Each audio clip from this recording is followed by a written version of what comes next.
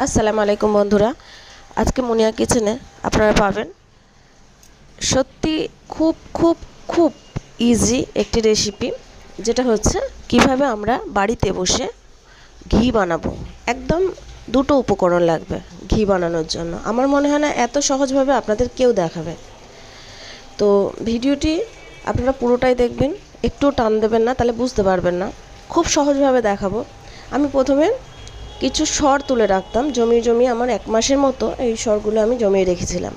তো এই সরটা জমিয়ে রাখার পরে আমি ডিপ ফ্রিজে রাখতাম, বার করেছি।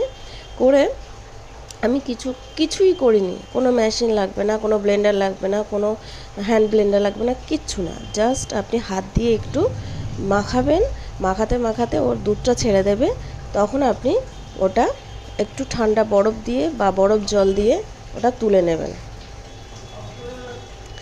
তুলে নেওয়ার পরে ওটাকে আপনি একটা প্যানে দিয়ে দেবেন, প্যানে দিয়ে ওটা গ্যাসে বসিয়ে দেবেন।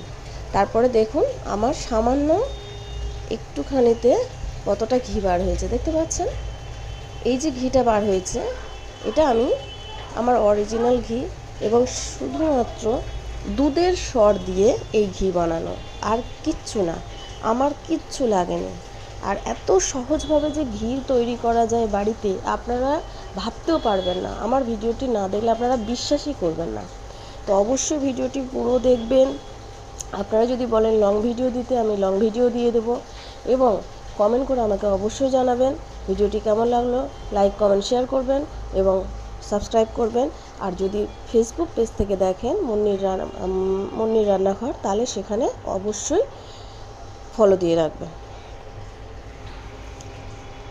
তো দেখতে পাচ্ছেন কত সুন্দর ঘিটা বার হয়েছে। আমার এতগুলো ঘি হয়েছে সামান্য অল্প সর দিয়ে। আপনারা বাড়িতে এভাবে অবশ্যই একবার ট্রাই করবেন। তো ঘি বানানো এত ইজি, আমার মনে হয় না কেউ এরকম প্রসেসে আপনাদের দেখিয়েছে।